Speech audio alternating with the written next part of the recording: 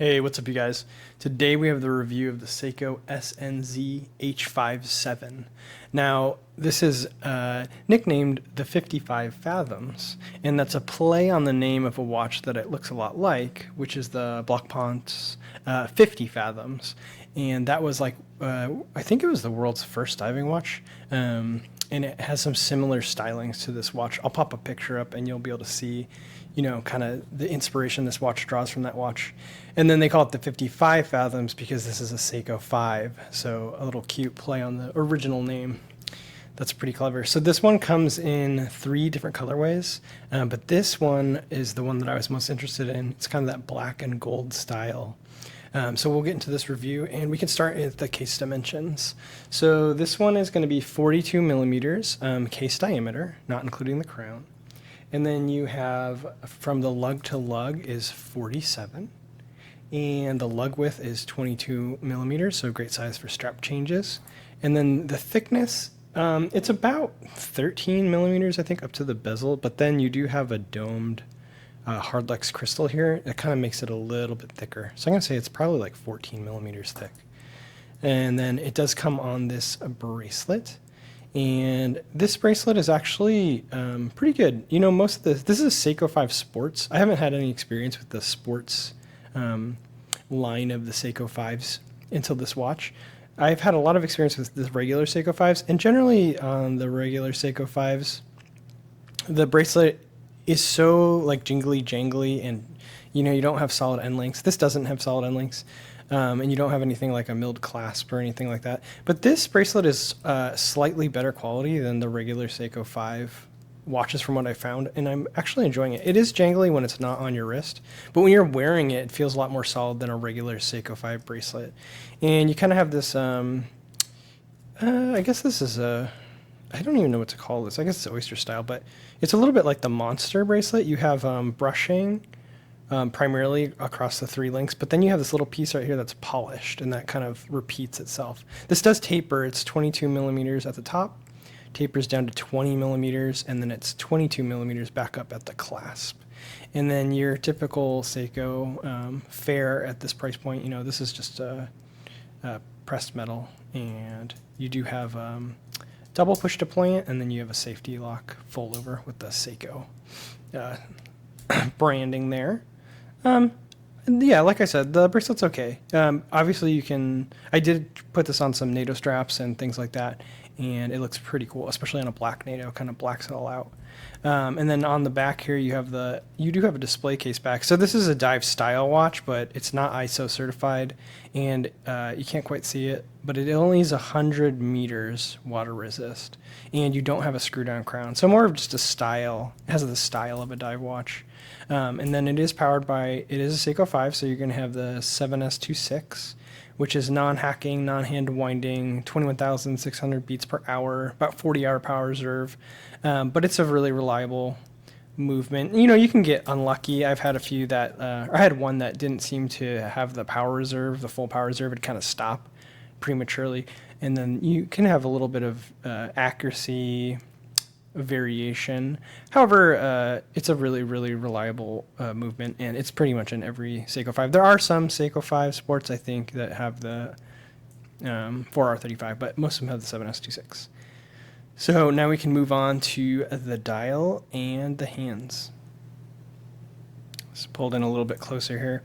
So the dial is going to be all black, and then you have these kind of sword style hands, and everything is framed in like gold basically, and it matches the framing on the day date window and the second hands. And then these indices, these are pretty familiar to me. These are actually the same indices on some of the other Seiko 5 models, but they're done in gold here. And you know, these indices are pretty good. They have, if you look at that 12 o'clock position, it's faceted on the left and right side, so it does kind of catch light. I'll back up a little bit, but it'll catch light in pretty interesting ways. And, you know, the contrast actually makes this watch pretty easy to read with the black and the gold indices. And then you do have lume pips there at the bottom of each of the indices. The sword hands are filled with a lot of lume, and they're pretty bright. But if you're familiar with like the SARB 033, they kind of did the lume almost the same way here, where it's really small. It's not the best. I mean, it's not really good for telling the time at night. You can see the hands for sure, but those little pips on the hour indices fade pretty fast. You do have a slightly wider one on the 12 o'clock, but it's pretty hard to orient yourself, and you do not have a loom pip at the 12 o'clock position on the bezel, and that's for good reason, which I'll get into shortly. But finishing off the dial, you do have just a rehot around the edge. There's no chapter ring. The minute markers are drawn onto the dial, and then you have that Seiko 5 applied logo, and then that 5 is applied to. It looks pretty cool. This watch doesn't, and for another reason I'll get into the bezel, this doesn't look that good in pictures. People really rave about this one, and every time I look at a picture of it or a video of it, I thought, it doesn't look that exciting, but in real life it is actually really cool. So if you get the chance to see one in a store or a friend has one, check it out, because video and pictures don't super do it justice. And part of the reason is that this bezel is very cool. It's pretty unique. So instead of like an aluminum or ceramic insert, you actually have, it's a glass.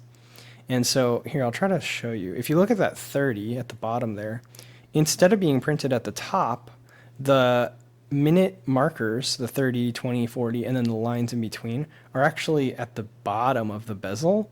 And then there's a layer of, I think it's hardlex, applied on top. So you actually have a glass bezel. And it adds a lot of dimensionality to the watch overall.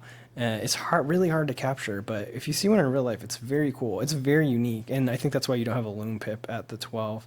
You just have the, well, I guess they could have done it, but I just don't think I don't know what they would have like buried it under the glass or whatever.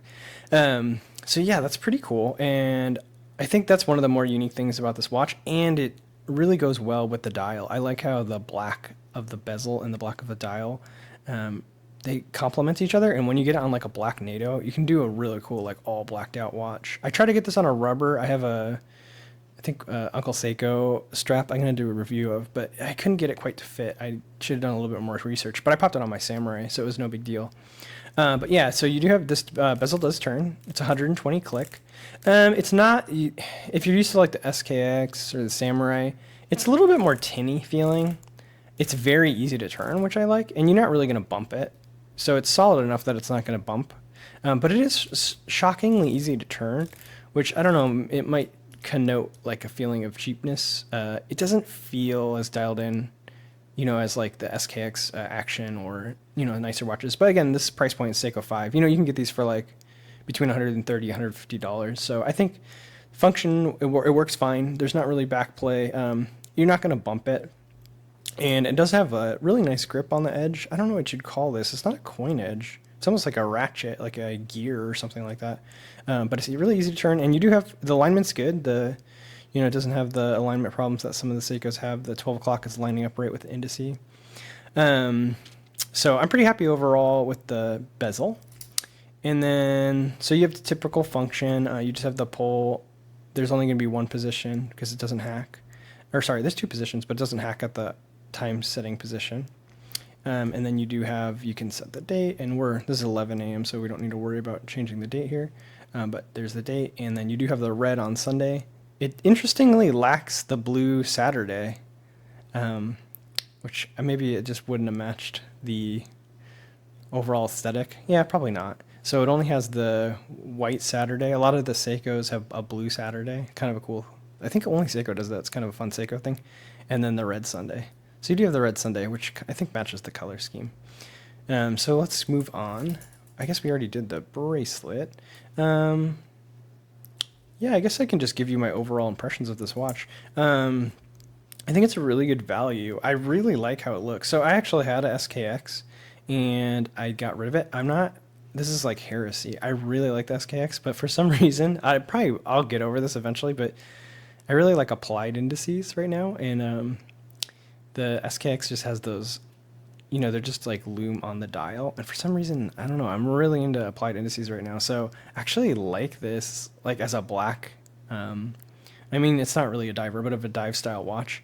I kind of like the overall presentation. I really like the glass bezel. I really like this, you have the polished ring inside, between the bezel and the dial itself. That plays with the light really well.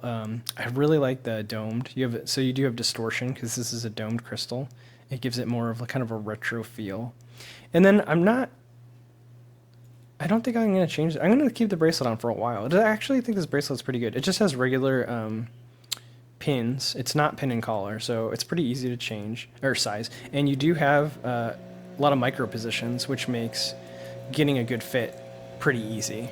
So here it is on my 6 3/4 inch wrist. Now remember, this is a 42 millimeter case and 47 millimeter lug to lug. So good size. I think if you have smaller wrists like me, the lug to lug, you always want to pay attention to that. And 47 is a great, 46, 47 kind of a sweet spot. The lugs aren't going to overhang your wrist. And even if you have a wider 42, 43 millimeter case diameter, as long as the lug to lug is short, it's going to look right. So yeah, overall, I'm really happy with this watch. I guess pros and cons. I wish there was a little bit better loom overall. I don't know what they would have done, but maybe different loom. I do like the applied indices, but the loom is, Seiko does such great loom, but then with the kind of the lack of the indices on the lack of the loom on indices kind of makes the loom not super valuable. Maybe a little bit better bezel play.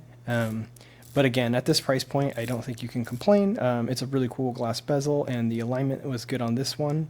But overall, I really like hacking and hand winding. I would love if this had a 4R35. But overall, I think for the price point, you can't really complain. It's a really cool, the aesthetic is really cool. It plays cool homage to the 50 Fathoms. Yeah, overall, this is a pretty cool watch. A good choice if you're looking for something that's not the SKX, because you're going to have the same movement in here, 7S26. And you want something maybe a little bit different, this is a good option. So that was the Seiko SNZH57, and I'll see you guys next time.